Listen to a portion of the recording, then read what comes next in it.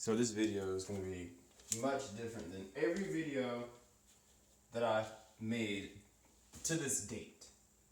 Slightly. Inside this box is not for the home theater, but it has to do with music, of course. This is for the car. And in a little bit, I'm going to take you to my vehicle and show you what I've been doing for a while. I think in a video I've mentioned that I'm using home theater subs in the car. And I'm replacing these finally with actual car subwoofers so that I can get my subs back into my room. So I'm going to crack this open real quick. This box weighs 106 pounds. I've got to stop making videos. I'll be struggling to carry boxes. It's embarrassing. But anyway, in here we have some Kicker Solo-Baric 12-inch 3000 watt max 1500 watt RMS subs that are going in the back of my trunk. Brand new, $682. Now I had ordered the Q class, they're the newer edition, top of the line subwoofers that are the evolved version of the Solo-Barics, but there's been way too many complications, so I decided just to go with these and I'll be happy. In this packaging, we're greeted with a manual, just like all packaging, as well as 2 Kicker decal stickers. Now, put that to the side. I just want to open this and see what it's telling me. It's telling me how to securely mount the box to the brackets, telling me what side's positive and negative for the terminals, and it's different languages as we move on. So only one page basically. It tells me the specifications and etc. Tells me about the box width, height, depth, all that good stuff. Alright, so what we're going to do. This is double box, so it makes me happy because the outside box looked a little bit damaged, but from what I can see everything is good. Now I'm not going to try to manhandle this like I did the Polk audio speakers. That was a workout in itself. Check that video out if you haven't seen that video. These speakers in my room weigh, I forgot, like 116 pounds per speaker. This weighs just shy of that, so I'm not going to struggle again. So we're going to tip this over, if we can.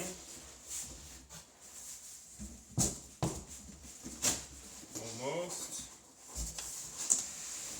Here we are.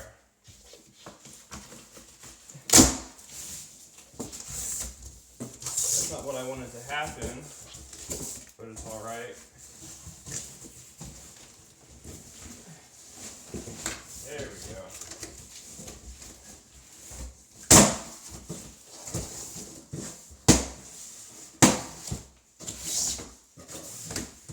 I've almost got it out. That second box is in the way. I don't even know if I'm on camera anymore.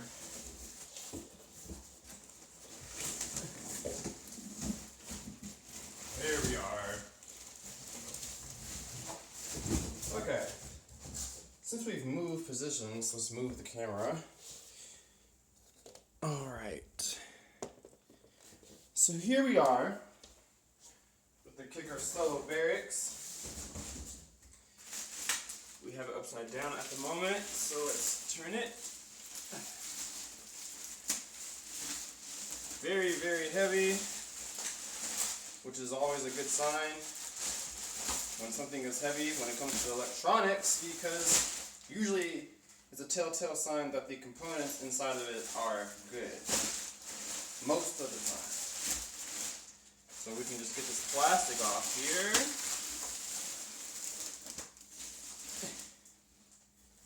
And rotate it over again.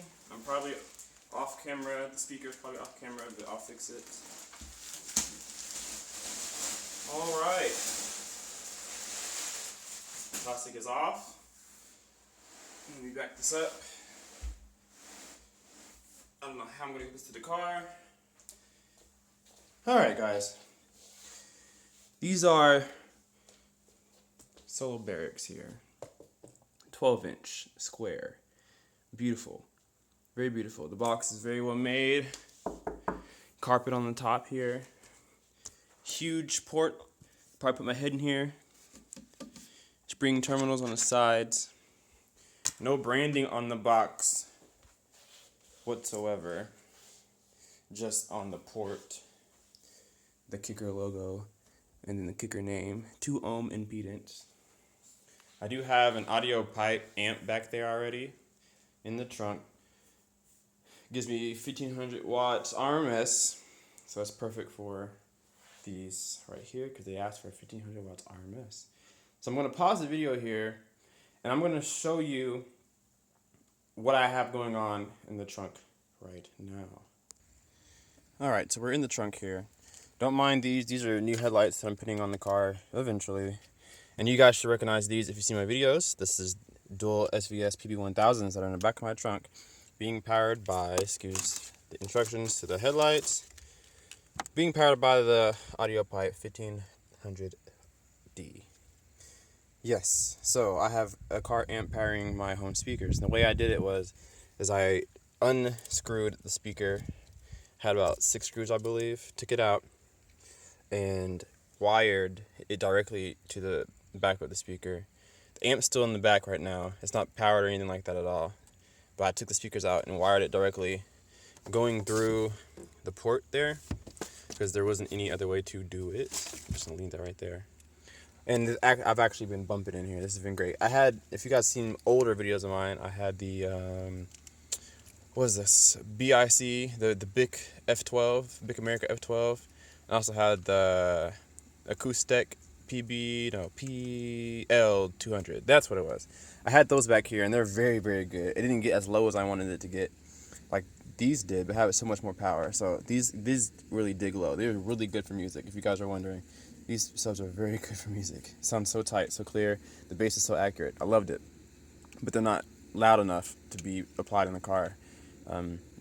They don't sound neat. There's no distortion at all. But when I come back here, you know, to miss the things, whatever, and I have music playing, you can really see the speakers are really, really working. So, how do we get those out of here? I can't wait to get them back in my room because I've really missed them.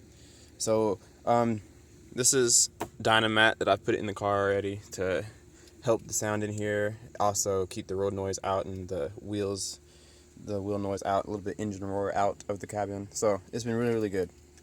So, what I want to do now is take these out of the car, and I'm just gonna sit the kickers in here. I'm not gonna hook them up on the video or anything like that, but just gonna hook them up, or I'm just gonna place them in here just so you guys can see what they look like in the back of the car.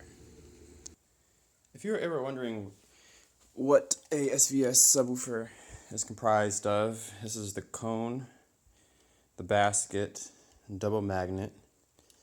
There's the terminals, or I guess the clips, I guess you could say.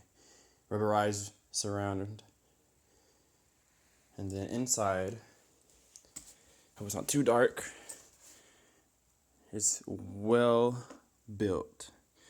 I wish I had some light. You see it does have a lot of nice foam in here to help the box feel like it's bigger than it really is, which is a really big box for a 10-inch. Really big box for it. My 12-inch is a little bit shorter, a little more deeper. But this is a pretty big box for a 10-inch. There's a different look with it on the ground here, or on the table here. Yes. All right. Let's head to the car and check out the star of the show, the kicker. All right. Got him in the car. Got it hooked up. Played a song on them. These things are loud. I didn't change the volume settings from the PB1000s that I had already set. And these are loud. So I cannot wait to get in the car and start banging some music out. They fit pretty well in between there. I gotta do something about that. Those wires, just like at the house, gotta clean them up. But it looks pretty good. I hate that I got black stuff on the thing. I have to try to scrub that out. That didn't come from the speakers though. That came from the Dynamat. Darn. That's what it looks like in the car. I guess I'll show you the rest of the car. You guys never seen the car. I put my headlights back here because I'll clean things out. I did put those headrests in. They actually work pretty well. Nobody sits back here very often, but when they do, they can watch some TV. I have 3 basketballs under here, school bag. It's kind of a mess. And then the front. So that's my car. Alright, I'm going to drive around and go listen to this. So, Kpaceguy out.